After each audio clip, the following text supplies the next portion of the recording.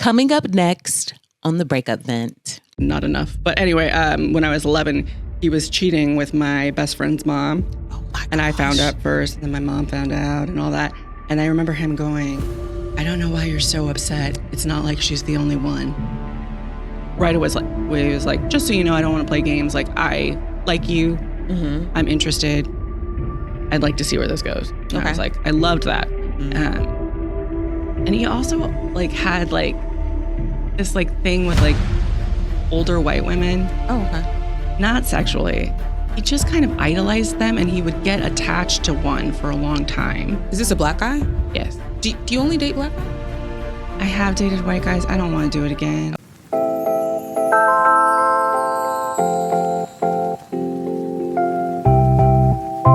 Hello, everybody. Welcome to the Breakup Vent, the #1 breakup podcast in the world. I am your host, Mahogany, and I have a fantastic host. No, wait, I am the host. You're the host. I have a fantastic guest today, Anastasia. Hi, hello. Are you excited?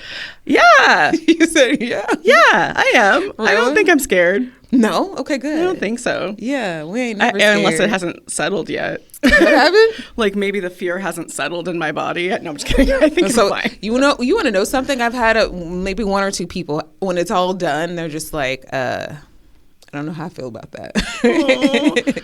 Well, yeah. I mean, that's valid. You know, it's very valid. You're talking about a lot of feelings and stuff like that. Yeah, I mean, I don't think I'll feel that way, but okay, we'll see. Okay. So here we always start out with your relationship with relationships growing up. So growing up, were your parents married? Until I was You hesitated. You're like, my parents were married until a year before my dad died, but they were not living together. They broke up when I was 11. But they talked every day, and my mom will still say she's widowed and that she that's her love of her life. So it's complicated, I guess would say. My parents were ish together, but then my dad had a thing for other women. Okay. Yeah. Would you say he was kind of a womanizer? Oh, 100%. Yeah. Oh, okay. Yeah. For sure. Wow. I heard statements that I think that's why I am the way I am, because of some of the stuff I heard my dad say about women. I was just like, yeah. Like I remember him once saying, the affair that kind of ended them or broke them up a little bit. Not enough. But anyway, when I was 11, he was cheating with my best friend's mom. Oh my gosh. And I found out first, and then my mom found out and all that. And I remember him going, I don't know why you're so upset. It's not like she's the only one. Oh, so he had many women. Oh, yeah. And he was like, we could be a family. And I was like, just hearing that stuff just really was like, oh, you know. Even, so at that age, you knew it was very wrong. Yes, absolutely. And I have older sisters, so I've also been like watching their relationships. They were like 13 and 12 years old when I was born. So I watched them go through men as well. And wow, I feel like that is the way I got my philosophy or my standards or my baggage about relationships was definitely just watching all these different relationships as I was growing up pretty young, having to handle like knowing relationship dynamics, you know? Yeah. Wow. And so you said that your mom found out about the breakup when you were or the affair when you were 11. Yes. And that's also around the time he passed away. No, he passed away years later. Oh, years later. Years later. I was about 27. Okay, and they were still married. Yeah. Okay. For like a few months before then he got it gets complicated, you guys. Okay. He divorced my mom. And he got married to this woman that totally... Oh, okay. So they were not married. Okay, gotcha. Totally Anne Boleyn'd him, and then he died on his honeymoon. So he was sick during the marriage process? No, he drowned, so he was not sick. Yeah. My goodness. Yeah, it was complicated. Did you have a good relationship with him outside of knowing his philandering ways? No, I mean, we were always very like conflicting. I like to be cheery and positive and like have fun. My dad was a very serious guy. He went through a lot. You know, he's from the South Side of Chicago. Okay. He, you know, was the first to graduate from college and have a, you know, he fought hard for a lot of things. He married a white woman when it was legal in 11 states, you know, like there was a lot of stuff going on. But he was a very like bitter man. And I didn't love that. So, and he also kind of demanded like a level of Black excellence of us. While at the same time kind of trying to deny our heritage, which our mom would not stand for. Yeah, she's like, these are Black children, and so there was like a lot of conflicting ideations. But like he would do things like every Saturday morning make us run the stadium steps and then play basketball with his like Chicago guys and go to the barber shop with him and then write a report about 60 Minutes. Like that was just like his way of like making us better. Yeah. But it was hard. Like I didn't want to do that on a Saturday. Right, of course not. Yeah, and some of the stuff that I consider, I'm much more of a creative, right? I love dance, so I took dance like 2 or 3 hours a day, and that was not considered a sport, so I had to take a sport. You know, just stuff like that. So we had some conflicting things. I found my way of dealing with him through comedy, I think. You know, like he was a spanker. Don't listen. I'm fine. I don't spanking is fine. Spanking is fine? I know. I don't think it's fine. I don't think I would do it, but I don't think that I was severely damaged from it? No, I don't think I was severely damaged from it. Right. And I don't think that like it was like abnormal, like it was not like abusive at the time kind of thing. Yes. Got you. That's what I'm gonna say. But like he would do things like he'd be like, go get the belt. And I would hide for hours. I'd be like, just so you know, don't tell me to go get something of my own doom. Good luck finding me, dude. Or I'm going to convince you through jokes to like not spank me. And it was just like, I found a way to deal with him. Like, you know, he would come into a room and he'd be like, you have a pimple. You know, your shoes are dirty. Are you going to do something? And then I would just honk his nose and I would say, you have to say one positive thing before you move on. And then you could say all the negative things. Just give me one. Just give me one. And usually he would just crack a smile and like lighten up.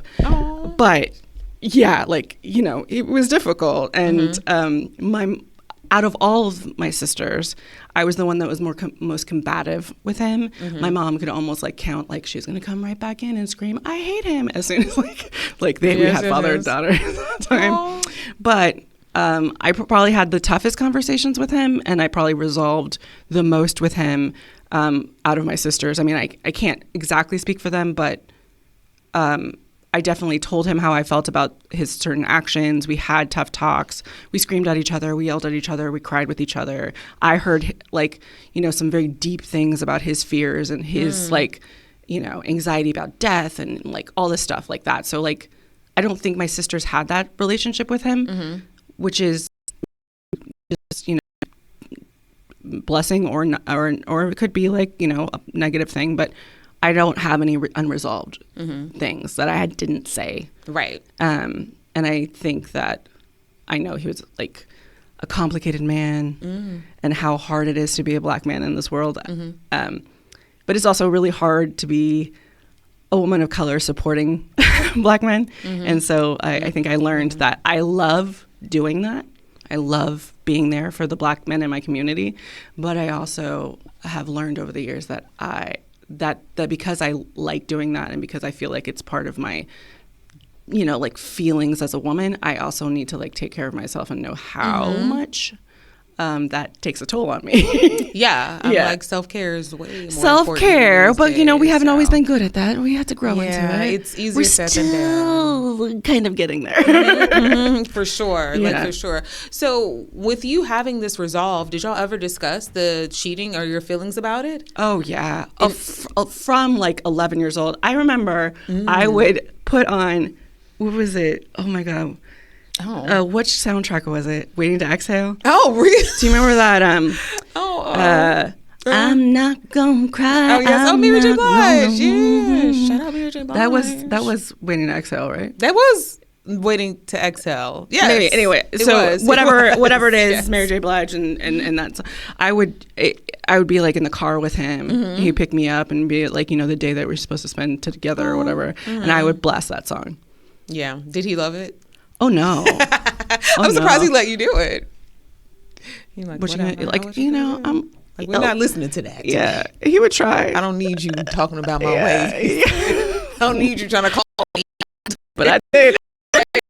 I mean, I think that I'm always, that's my personality. I'm blunt and loving. Mm-hmm, mm-hmm. That's a weird thing for most people, but I'm always going to tell you the truth. Yeah. I'm always going to be accountable for how blunt I am too, but I love hard too. But I'm not going to lie to you. Good. You should not. I hate lying, and I think it's. I'm just not into it. It's such a break. It's such a my family is not liars, but they tend to gloss over things or try to make it nice and blah blah blah. And I'm like, just tell me the truth. Mm-hmm. I don't like lies. I can't deal with lies. Yeah. Lies are hard. Lies suck. They hurt people sometimes. They do. And so I tend to, I always tell people, I'm like, that's my finest quality. I don't mind just owning up. If I'm wrong, I was like, if I'm wrong, I'm like, you know what? I was wrong. Fine. I was wrong and I need to be better. But some people can't do that. Why shouldn't we do that? Why shouldn't we I mean, nobody's going to be perfect. I do have very reactory emotions. I'm an emotional person. Mm-hmm. I do regret sometimes what I say. Through therapy, I'm working on that. Good for you. To be more emotionally agile, to take moments and just be okay, we don't need to say that yet. Let's just process it. But even if I get there, I'm one of the few people that you can go, that really hurt me, and I will talk to you and I will try to change my ways. I'm not unaccessible, right. And I know when I'm wrong, and I'm gonna fess up to it. Mm-hmm. Maybe not in that exact moment. It might take me 5 minutes. Give me some time. It might take me a scream, and then I'm out, and I'm like, wow, I really messed that up. Why did I say that? But it happens to the best of us. It does. Yeah. But I will say I will take accountability, and I will probably beat myself up about it a little bit more than I should. But that's fine. That's a thing. So you said your dad remarried. Did your mom remarry or no? No, that's her Did love. She date? A little bit. There was a few people that she dated. Mm-hmm. Nobody really of any. Nobody that stuck. No. Mm-hmm. And she considers him, my dad, the love of her life. She met him when she was 14. How old was he? Not 14. 20. Oh, or something like that. Yeah. He was in his 20s. Yeah, early 20s though. I don't know if that makes it better. Oh, it doesn't. And I mean, even if he was 20, 21, I'm like, a 20 or 21-year-old with a 14-year-old is you're supposed to be in college. Yeah, and he was ish. But to be totally honest, that was one of the dynamics that was interesting that I heard very big truths from my parents about. It was my dad.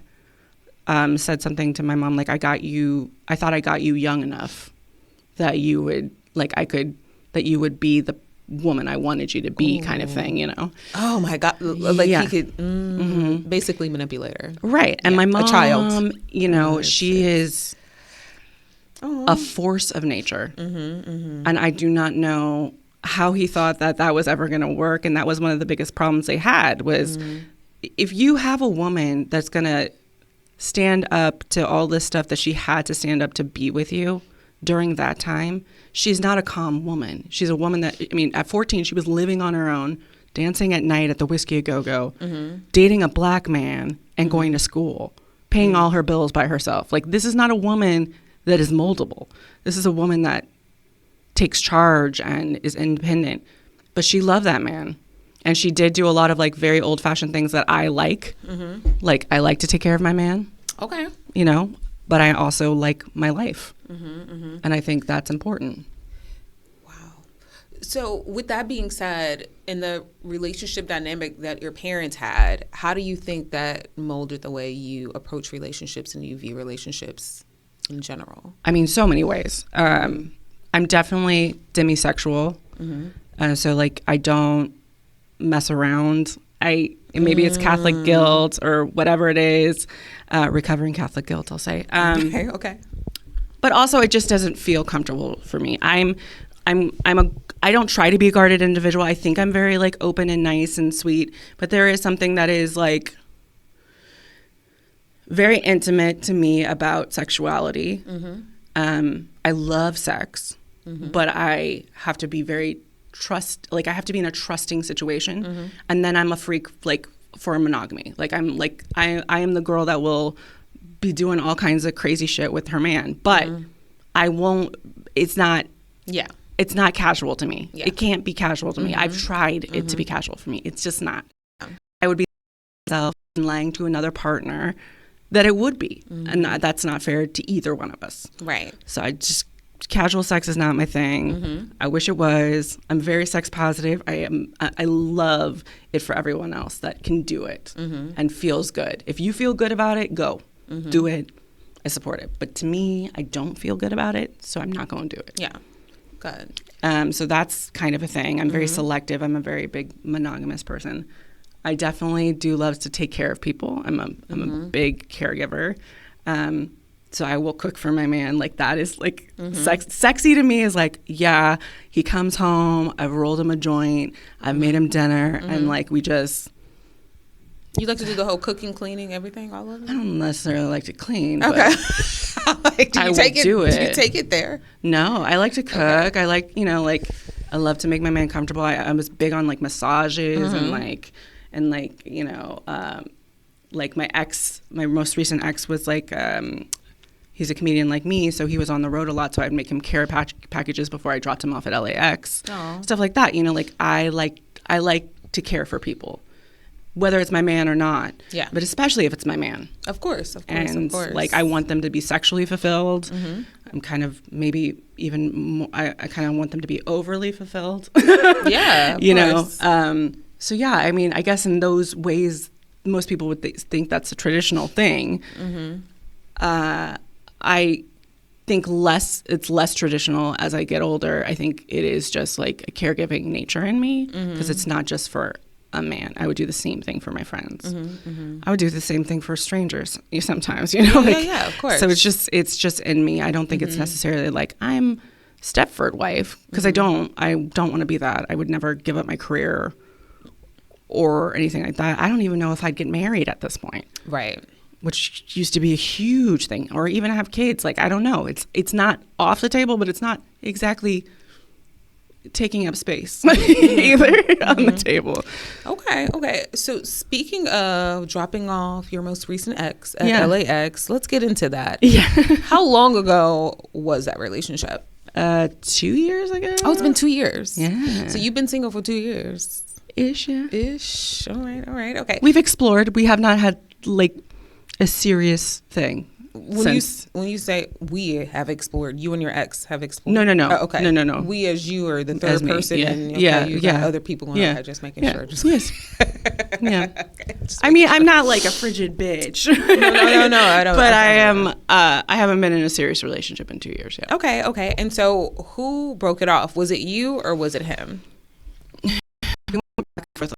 So I would break up with him, he would break up with me. Like one time I remember I literally broke up with him on the phone and he texted me backstage and was like, I think we should break up. And I was like, that's funny because I already broke up with you. Wait. Did you just mansplain a breakup to me? Cause so you broke up with him that day? I literally was on the phone with him and I was like, I break up, we're over. And then he texted me like a couple minutes later, was like, he's like, I don't think we should be together. I think we should break up. And I was like, cool, because I already broke up with you. Okay. You know what I mean? Like, you can't break up with me because I'm breaking up with you. I was like, how dare you mansplain what I just said to you? Right. Like, exactly. Okay. So the very recent last, straw that broke the camel's back, was that you? No, it was actually him. Okay. Yeah. All right. Okay. Wow. And how long were you together before? Like off and on for like a little over 2 years. Okay. Yeah. Off and on for 2 years. And when did the breakup, get back together start? How long into the relationship did y'all start this dance? Like a year and some change. Okay, so Yeah. a year in, y'all are like, okay, no, yes, no, yes. Yeah, I mean, a lot of factors changed. We had a huge age gap, so I think that caught up with us. And I think his career goals were very different from my career goals. I don't want to be a road comic. That's not the life I want. Like, I love stand-up. I love performing. I love comedy. I want to be an actor. I'm an actor. That's what I do for a living. I want to be on screen. I want to be in TV. Like, that's where I feel the most at home, and that's where I've done the road thing. I don't love it. Right. I don't think it's financially great. Yes. And I don't think it's emotionally great.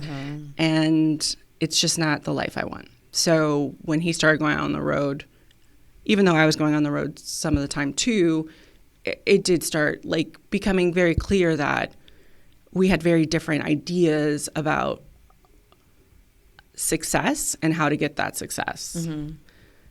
And I've been acting and in this industry since I was 2. Oh, wow. In Chicago? No, in LA. Oh, okay. So you, okay, got it. Yeah. Got it. Yeah. So I was born and raised here. My parents met here, but my dad's from Chicago and my mom's from New Orleans. Got it. But yeah, I have my ideas about stability and what I want for my career. And I've seen so many careers and different stages. Yeah. And I just know what I want. And I also can see train wrecks coming. Ooh. And I want to protect the people I love. And if you tell me your dream is this, then I want to help you achieve that dream. Okay. And if you're veering off from that and really like almost like sabotaging yourself, it's hard for me to watch that. It's hard for me to go, that's a great idea. Wow. You know what I mean? Yes. Yeah. I know exactly what you're saying. So what is the age gap between you and this person? Almost 10 years. Oh, 10 years. Okay. And whenever you say there was a train wreck, you could see it was him, I'm guessing. Was it him or you? It was a train wreck. It was him. The thing is, like, I always knew my goals, right? I always know exactly what I want. I may not be like where I am exactly, but I've always been on the track, right? And I've always gone for it. And I see it manifesting itself more and more now that I even like am just more in my own body and more in my own and just like less distracted by stupid shit that I said yes to for no reason. That's not in this realm, right? Yep.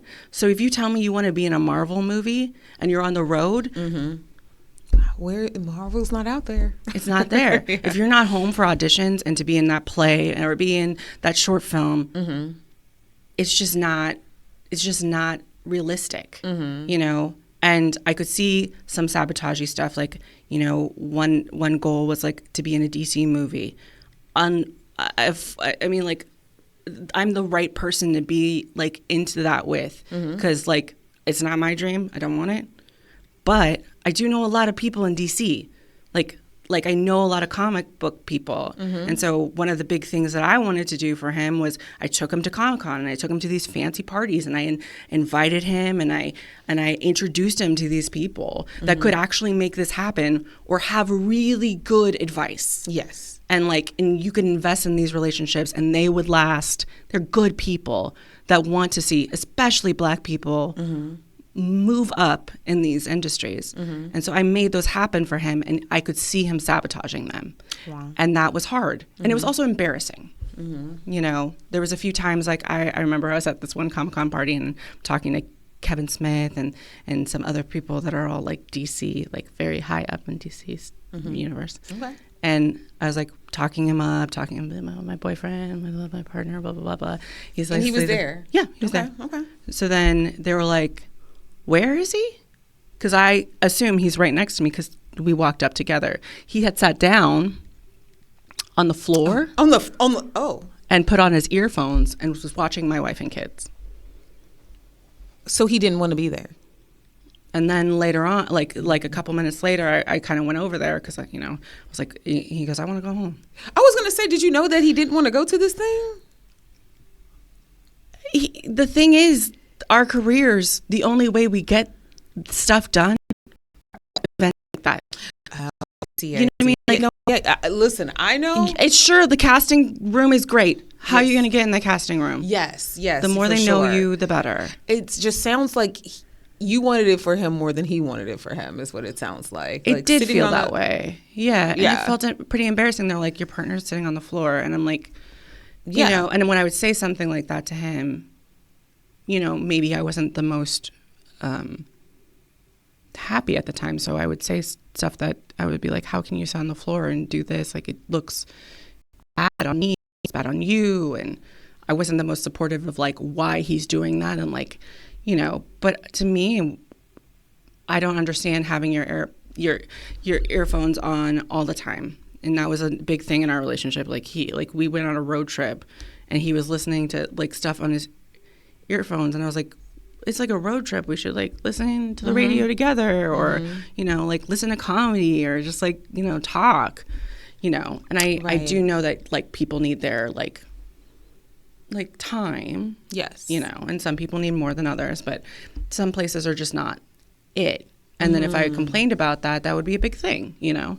It'd be a fight? Yeah, it'd be a big deal, yeah. Wow. How did you meet this person? I'm curious. Stand up. So y'all were both doing the ha ha ha ha ha, and then y'all cross paths on the stage, and it's just like, oh. Yeah. Actually, my mom was there. Really? So he met your mom? He did. Wow. And my mom was like, I'm going to the car. I was like, why? She goes, I don't know. She knew like then that I was like struck. Oh, really? So you've seen him. Who approached who? He approached me, and because I don't approach. Oh, look at you. You don't chase. I do not. Look at you. Okay, don't chase, girl. So he approached me a couple times, like before the thing, and then after the stand-up show, and to the point where my mom was like, yeah, I'm gonna go in the car and just take your time. Yeah. And well, how was it? Was it, you know, a great opener for you? Was it like, hey, sexy mama, your comedy's so good? Like it was like more talking about career stuff and everything like that. Okay, good. I think he actually asked me if I knew any agents or something like that. But then he also asked me for my number. And then the second like texting, that became clear that he like right away was like, just so you know, I don't want to play games. Like, I like you. I'm interested. I'd like to see where this goes. And I was like, I loved that. Yes. And then we had like a FaceTime, like kind of date where he like sang to me and played music, and I was done. You know, I was like into him so much. And then we had a date, and it was great. He like picked me up. Which is great to me, you know, and took me to a restaurant in the Valley because I live in the Valley. I'm the Valley. I'm a Valley girl. Okay, listen. So it was very cool, you know.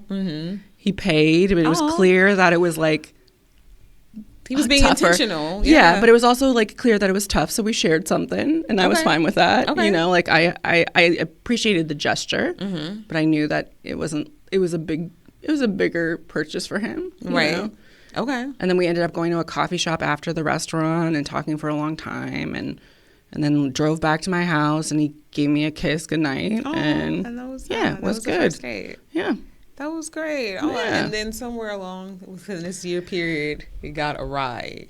Well, I think he didn't have his headphones on in that date. No. So he knows he should not be wearing them. That's what it sounds like. And I don't think it's like all one person, right? Like I definitely did stuff and became a person that I didn't like. And so like I couldn't put that all on him because I love him. Do you think go ahead. And I would never like blame him for everything because he's not to blame for everything. Okay. I think it's sad that two good people that have real love for each other couldn't make it work. And that's really sad to me. It is. Yeah. Did you see something long term with him? Oh, for sure. Like our families met. I mean, not our families met. Like I met his family, he met my family. Like we were very involved. You know, I was there for important events. He was there for important events. You know, we had Christmases where he bought like gifts for my nieces and nephew. You know, like it was very like, yeah, like we weren't. Yeah. Yeah, it was serious. Yeah. And so in the process of you seeing that he didn't want what he was saying he wanted, or I can only assume, I wasn't in the relationship, but did you become turned off from that? Like, did it seem, because it seemed like it was not really some people get turned off whenever you see that the guy's not motivated, or Yeah, I don't think I was ever turned off. I will say that. Okay, all right then. It's not a problem. I think I was frustrated. Okay. And I became naggy. And I'm not a nag. I'm just not. And I became a nag. Yeah. Because I would rather listen to a person and hear what they really want or talk through it than nag at somebody. It's just not really, I hate it. I hate nagging, but I found myself nagging. Yeah. And that sucked because that's not me and that's not who I want to be. And I was annoying myself. Right. So I can't imagine. And guys, it's like an attack on their masculinity. Right. And in some ways I felt like I was being nagged, so I probably reacted the same way. But that's not okay. Right. Did y'all have this conversation like, hey, I feel like you're nagging me and you need to stop because it's not working? And there was just no resolve from that? Well, his resolve for a lot of things was, I have to go do it on my own. We have to separate. I have to get my shit together and I have to come back. And to me, that doesn't really work. I'm not a break girl. I'm if you need a moment, go get a moment and then let's fight this shit together. Right. To me, that is so important. And so the fact that you want to walk out, even for a brief time, freaks me out. And it just doesn't actually work for me. It makes me extremely paranoid. And so every time that happened, I was not a good person. I was crying. I was desperate. I would call a million times, which my therapist is like, this kind of, you're beating yourself up about it. And I was like, but this is behavior that I see in other people that I detest and is not in the most raw part of who I am, me. But when I'm re-traumatized, and whether or not that's fair, or not, that kind of stuff re-traumatizes me and puts me in a bad place. Makes me desperate. I'm not a desperate girl. Right. I can be on my own and I'm fine. And so for me to be desperate, God, it felt horrible. Yeah. And it's not good. It's not good for anybody. And I don't even know how you react to desperation, healthy. Yeah. So that was not fair to him. But I also don't think it was fair to be when I'm upfront, this traumatizes me. It's like a boundary to put that as the thing that you use every time we have trouble is rough. And so knowing my boundary, it felt game playing. Okay. So you felt manipulated whenever he'd be like, let's take a break? Yeah, because if I tell you day one, I'm not a break girl. And then when shit hits the fan, you go, let's take a break. And I tell you, when people take breaks on me, I don't do well. Right. I am not in a good mental space. I do not do good with breaks. I don't. Can we get into you from day one telling someone that you don't do good with breaks and being re-traumatized by breaks? Where did the trauma come from? Definitely. Do you think? Oh, so much abandonment. Yeah. I mean, my dad left our house when I was 11. My parents talked every day. He didn't talk to me every day. And he went to live with my best friend's mom and finished raising my best friend and her brother. Okay, so that's a lot. It is a lot. So in the process, I have to take this in because I'm realizing that your dad is taking care of your best friend. Are you still best friends with his best friend? We are cordial. We don't talk a lot, but I'm open to always hearing. I mean, She was kind of like your stepsister in a way. Yeah, but we weren't, when that happened, it severed us in so many ways. That's what I meant. Yeah, they became very uncomfortable with us. More than we were. I remember we have this huge Easter picnic every year, and I remember inviting them every year or our huge Christmas party, and they just always made it so weird and made it feel like it was, and at a certain point, my mom was like, I'm inviting you guys to my house, or I'm inviting you guys to my family because this is the way our family is now. But they felt so uncomfortable they didn't do it. And so then, therefore, my dad wouldn't most of the time do it as well. Right. Yeah. It sounds like it might have been shame on their part, to be honest, because I would be. I'm sure. Yeah. But at some point, you got to let that Let go. it go. Right. And, like, if you're molding families together, then you've got to, like, just do it. Yeah. That's the way it is. Do you want to see your family? Do you want to see your family? Then we got to make it work. Like, if my mom, who was completely devastated by this, could sit across from you, you can sit across from her. Right. I should have been more clear because I was like, at the time, whenever your dad left, were you and her still? No. I mean, like, after that happened, we were not cool for years. And then, I mean, we're Facebook friends and, like, Insta friends now. And, like, we check in on each other. Yeah. I'm just kidding. I'm joking. Yeah. I mean, like, when my dad passed, it was a horrible, horrible, complicated mess. And I owe a lot to actually her mom and her for the memories and stuff that they saved for me from this witch that he married. So. Oh, wow. So he left your best friend's mom and then moved on to the witch. Is that how that order? Yeah. How old were you when that happened? 26, 27. Okay, yeah, because it happened very quick in that, like, 1 year period. Yeah. Wow. And she didn't, any of your sisters, you or your two sisters, she was not a fan of, or y'all were not a fan of her? We tried. Okay. Like, I remember one of my sisters was pregnant at the time. We were like, come to the shower, that we're family now. Like, and I remember talking to her on the phone, and she was like, I don't think you understand how uncomfortable this would be. And I was like, you're marrying into a family. It's not it's uncomfortable, but my mom, me, everyone is reaching out to you and saying, we want to make you comfortable. We want to merge these families. We want your presence. So no. And she's like, when you're older, you'll understand. I'm like, no, I won't, because I'm not that woman. Right. And your dad just did whatever she told him to? Yeah, he didn't end up coming to the baby shower. Oh, okay. Yeah. Well, that's how. Because she was uncomfortable.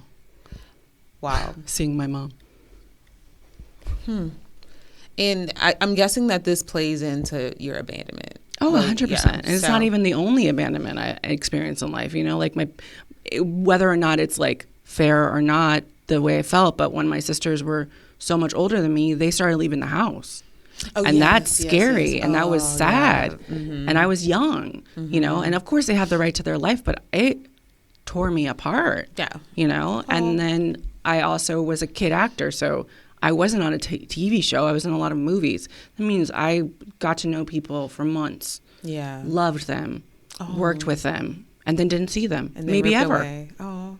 I mean, this is before, like, we had like so many modes of communication too. So like, I had a lot of abandonment, you know. Yeah. And I'm honest about that, you know.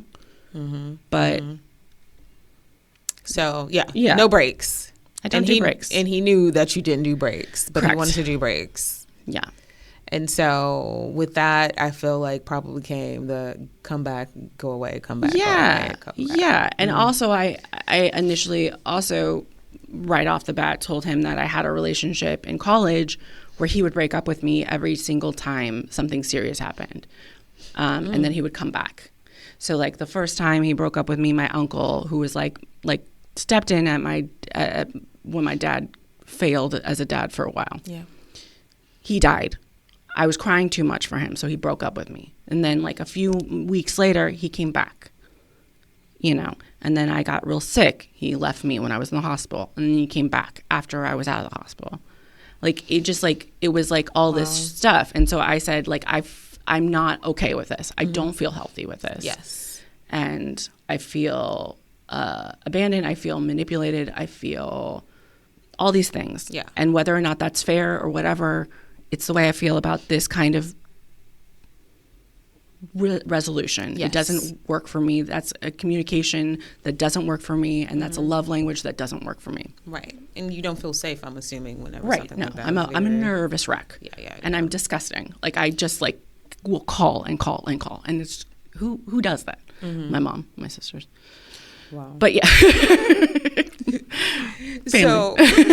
So you say that he broke it off with you, the final, this is it, we're done, and it wasn't a break. Did you see it coming at all? Like, did you know that this was it? There's no coming back from this, and you seen it coming? No, actually.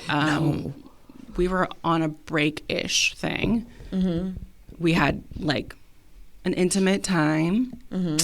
Then he went, it was my birthday. It was your birthday. Okay. And then he went to, I don't know, he went somewhere for a bit. And he was like, I think we need like a break from communication or something like that. Let's just be with our families during Thanksgiving. I was like, that's fine. He came back and he's like, I'm going to finally take you out for your birthday. I had a job at that time at the same time. And he also wanted to take me to a place that I shouldn't have been like that, but I was like, I don't want to go there. Oh. Because I do stand up there and I don't want to do it. I don't want to go to work. For your birthday. For my birthday. Right. And I probably shouldn't have said it that way, but I did. It was your truth. It was your truth. Come on now. But I was like, maybe I didn't say it very softly. Okay. I was like, because he was like flipping things around. Like I said, I wanted like for my birthday, I just wanted like a grilled cheese in bed and watching a movie I want to see. That's all. That's what I wanted. And anyway, so, but then he came back from Thanksgiving sick. So I was like, oh, well, no problem. I came over his house. I brought him like a gift bag full of like weed honey for his throat and like a soft, good sweatshirt and all this like soup and stuff. And that was like the last time I saw him. And then a couple days later, we had kind of an argument because, I don't know, like he was being weird on text. And in what way? Just like colder. And then he unfollowed me on TikTok. And I was like, that's weird. Why would you do that? Yeah. And then he texted me that we were over and that him and his therapist had decided that we were over. And then he blocked me. Wow. Yeah. It's wild that he brought the therapist into this. He brought this therapist into it a lot. Yeah. I for some reason, I'm one of those people that despise when people are like, well, my therapist. I'm just like. Well, a lot of things that he said that the therapist said were either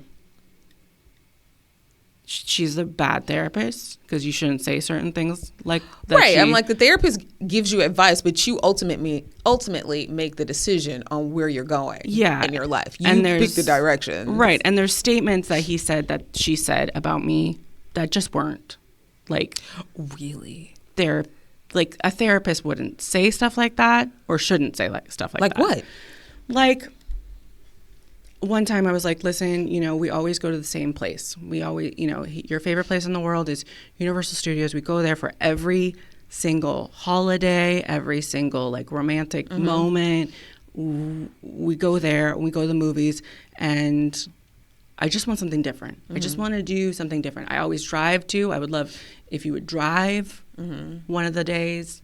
I just want you to do something that's more tailored to me. It doesn't have to be expensive. You could take me to Smorgasburg and we could share freaking like some new kind of food, or we could go on a picnic, or we could chill at your house and you can make me like the salmon that I love that you make. Ooh. Something like that, And he comes to my house. He drives my car to Universal. Did he have a car? Yeah.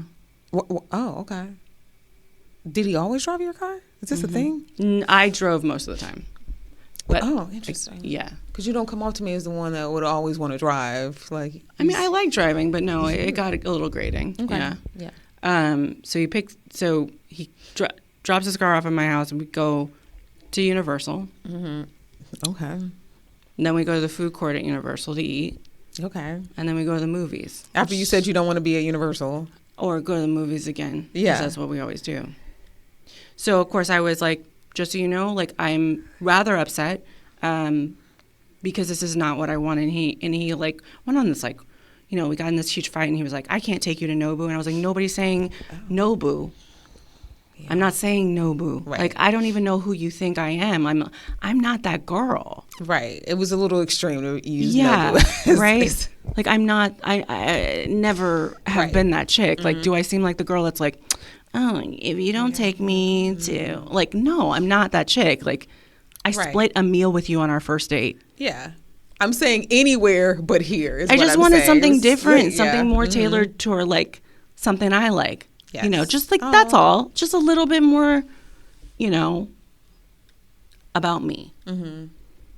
And so that was a big thing. And then his therapist told him that I'm high maintenance and I have higher standards.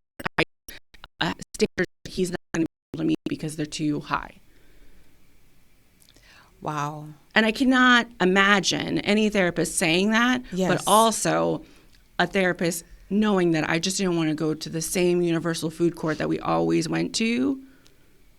Instead, take me to a food court at the mall or something. I don't know. It's like different. I want to be in a different setting for once that's more like Anastasia. Right. Is there a part of you that feels like maybe he wasn't telling the therapist the full story? Correct. Yes, I was just I do. He might not be telling you the full story of the therapist as well. I honestly don't even sometimes know if he was going to therapy. Ooh. And if any of that was communicated correctly, or you know, or maybe she didn't even say that, but saying your therapist said it is easier than it feels more backed. Yes, than absolutely. I feel.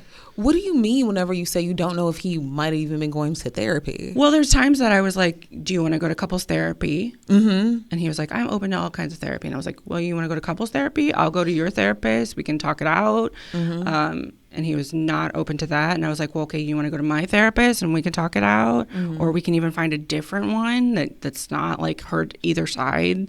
And just like, he was just not open to it. He said, I have to work on my stuff by myself. And so that made me feel like very suspicious of that situation. Yes. You know what I mean? Mm-hmm, mm-hmm. And he also like had like this like thing with like older white women. Oh, okay. Not sexually. He just kind of idolized them and he would get attached to one for a long time. Is this a black guy? Yes. Do you only date black guys? I have dated white guys. I don't want to do it again. Okay. Please don't let me do it again. I'm so sorry. I don't want to do it again. Love is love. You can date who you want to. So he's idolizing these white women. Yeah. Why is he? Did he explain why? Like what's going on? I mean, it would depend. He would be like, "Oh, she's so like when we first started dating, he had this mentor. Mm-hmm. She's an older white woman, voiceover teacher, and she gave a lot to him, but I mean, it was never inappropriate. Right. It was just like weird. And then like when we broke up, she kept texting me like, are you talking to him because he doesn't deserve you and he did this and he burned this bridge with me and blah, blah, blah, blah. And I was like, I hope he didn't burn that bridge with you. I hope that's not like, I hope you still work with him. I hope that, you know, the best for him. I don't want that. I do not. Right. Like, this is not, like, if you think that, you know, but she, you know, every once in a while would be like, are you upset about him? And I'm like, you know, yeah, I love that man. So you were kind of friends with her? Yeah, I mean, we had some interactions. Mm-hmm. Like, there was a couple times that we were talking about doing projects together, or there was a couple times where she was mentoring him. Mm-hmm. We went to lunch or dinner with him, with her, and I would help him get those things done. Like, she would be like, he needs a resume, he needs a website, he needs a voiceover reel, he needs a this reel. And I would go, okay, we can have them. When do you need them by? And I would do them. This is wild. What you just described is, you just described your parents for you when you were 2. Like, that was them getting all this stuff ready for you. He's an adult. Yeah, I mean, yes. Is he, I mean, he might have had some handicap that I'm unaware of. No, but I do think that I am that way with anybody. Yeah. Like, my friends, if they're starting out, they're like, I don't know where to go with acting. Yes. I help them. Why wouldn't I? Right. But do you think that it could possibly be taken advantage of at a certain point where you're consistently helping someone and they're not using it to their full advantage, if that makes any sense? Yeah, I think I got on you in ways that they probably shouldn't be. I think I got bitter over time because he wasn't usually telling people that I did it. Oh, He would give people credit, not me. that's what I was going to say. He would not show me on social media. He would not tag me on social media. He wouldn't promote my stuff. I would always promote his stuff. I remember I did all this, like, he wanted a t-shirt line, so I did all the, like, vectoring for it. And then he, like, tagged the guy that, like, screen printed it. Mm-hmm. And I was petty at this time. I said, why don't you tag the person that vectored that all, that found all the graphics, cleaned up all the graphics, and made the graphics for you? And what was his response? He was like, okay, noted. But he didn't do it. Were y'all ever together, like, on social media? Like, did he have pictures of you on his social media and vice versa? So y'all, did you have? No, that was a rule. That was a boundary for him. So did you put him on your social media? I would promote his stuff, yeah. But it wasn't like couples pictures. Like, no one. No, that wasn't allowed. Allowed, yeah. And he told you that from the beginning. You can't show me, Correct. and I'm not going to show you. Correct. How did that make you feel? Horrible. Yeah, I was going to say, like, that's. Yeah, I mean, like, going deeply into it. Yeah. Being half Black, I'm often, like, not enough. Ooh. And I'm often, like, a secret. You know?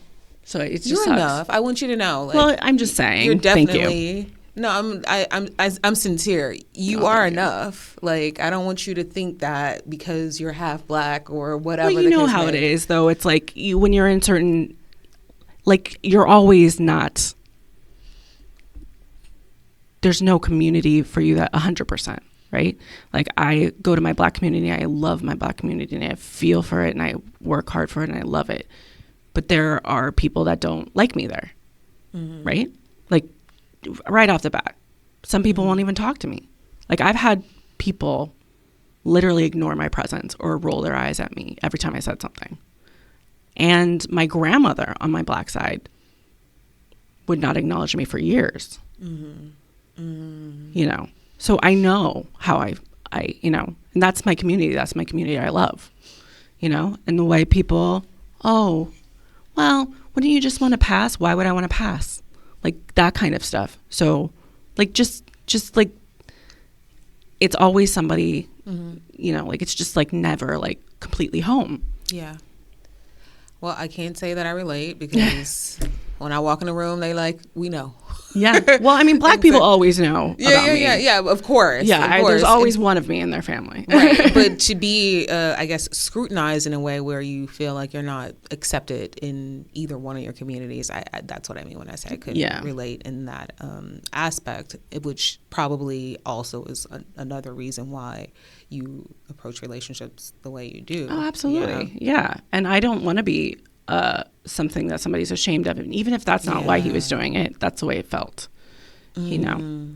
And that was not, like, if that was a boundary right up the bat that was going to make me feel that way, I should have left the situation. That was going to be my next question. Right. Why did you accept it? Because I loved him.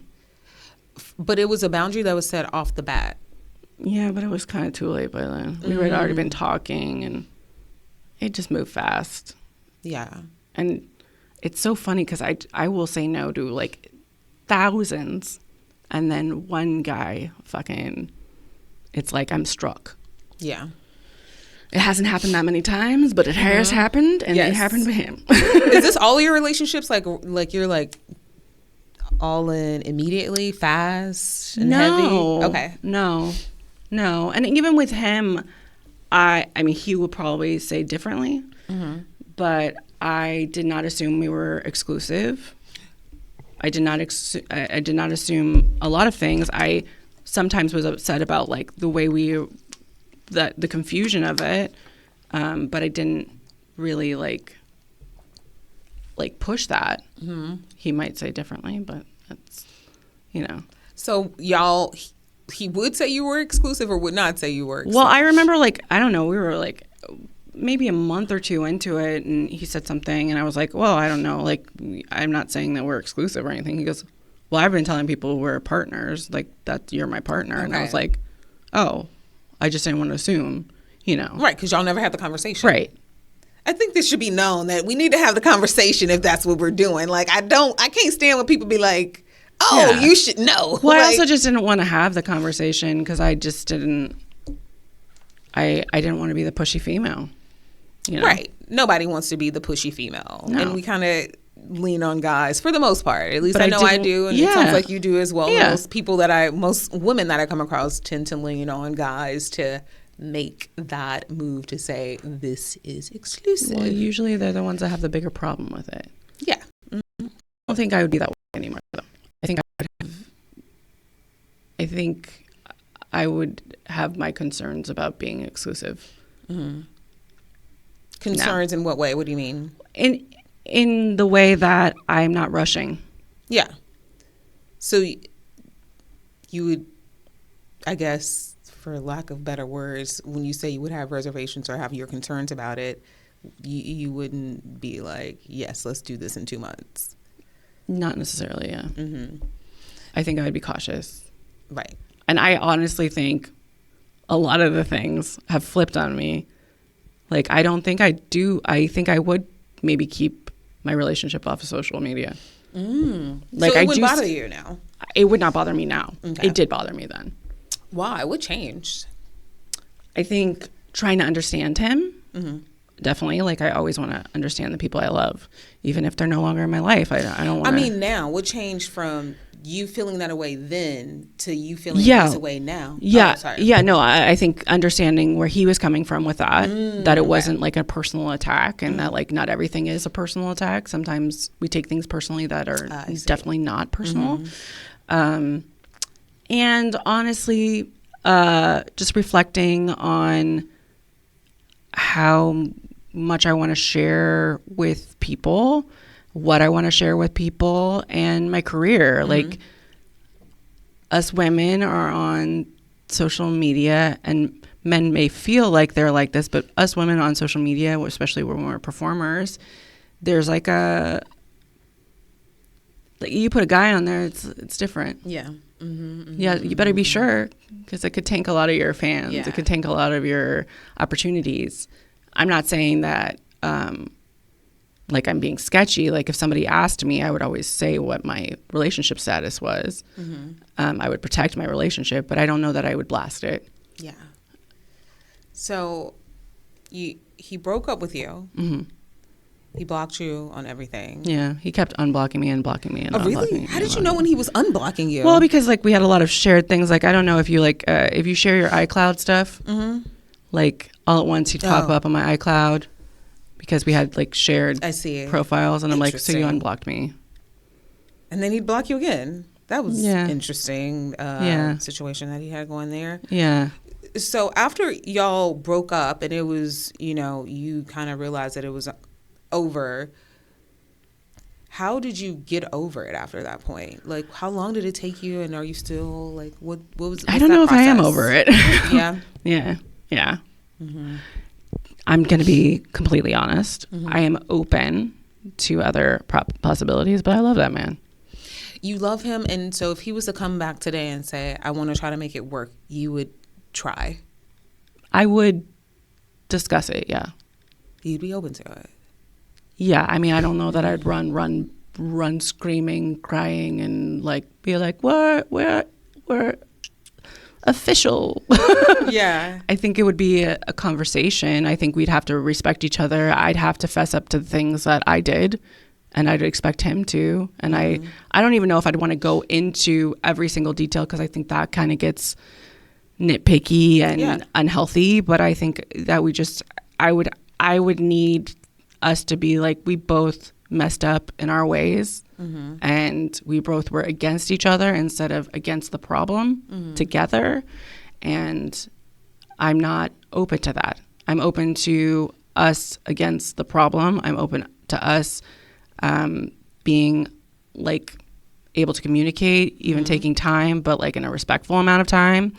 That is not like if you need a space for a day, that's fine, but like, we're not putting each other on check. Like, I can't do that. And when things that you can't do, I am going to respect those too. And like other things that he was very uncomfortable with, I'm like now kind of on the same page about. Yeah. So, for sure. like, even marriage, like, I don't know that I want That was going to be my next question. Because you said that earlier. You said that you don't know if you want, if that's a thing. Because in the past, did you want it? Oh, yeah. In the past, you wanted it, and now you're at a point where you're like, I don't know. Yeah, I don't know. What is that?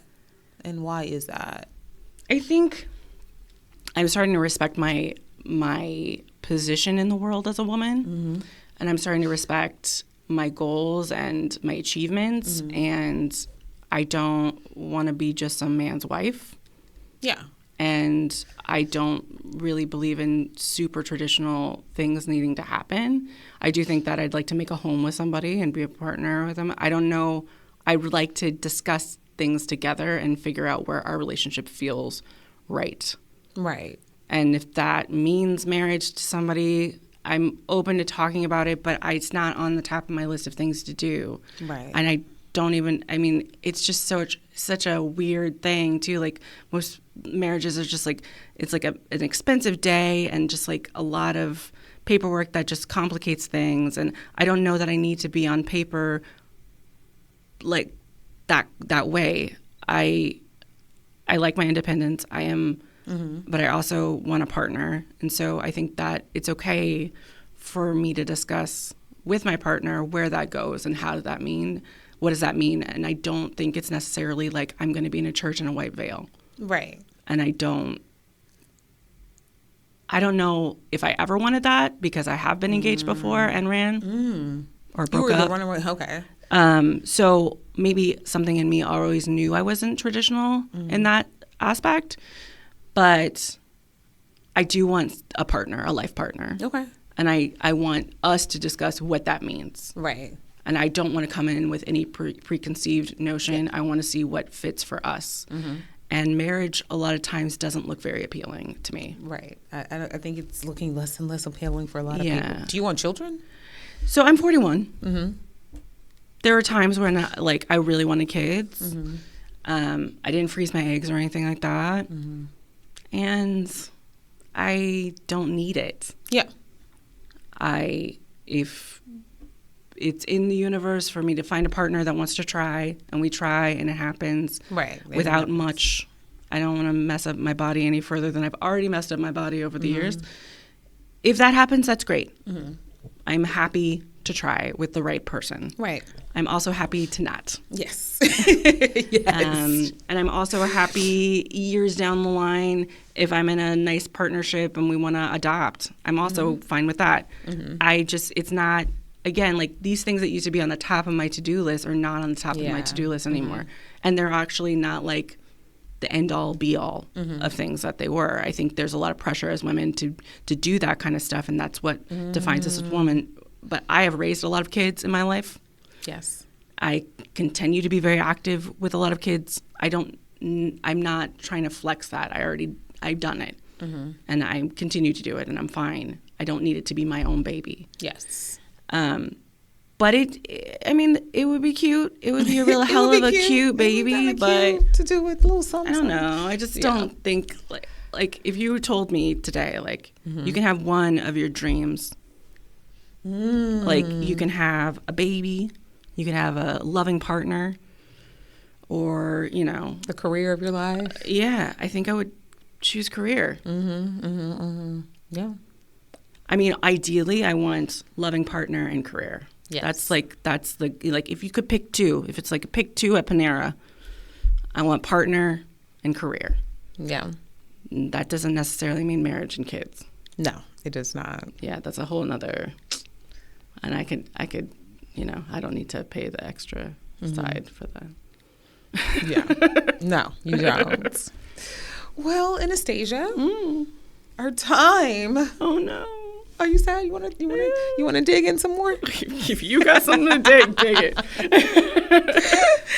No, you definitely gave everyone a very good synopsis of the situation, something to think about when they're approaching their relationships and breakups. And I want to say thank you for coming. Oh, thanks for having me. You're an awesome guest. Thank you. I told you it wasn't I wasn't going to be super negative. No, it wasn't negative at all. I know. I was life is not always negative. Breakups aren't always negative. You were good. I mean, listen, it is what it is. It's just I just don't like story. It's just a story, basically. Yeah, and like I just don't want to look at my life like negativity. I want to take accountability for what I've done. Yes, and just focus on that. You did just that. You did a great job. Give it up. Give it up. I still got to get those sound effects. I'm a hot mess. But anyway, thank you so much. Do you want people to find you? Where can people find you? Sure. I'm on Instagram at Anastasia Wash.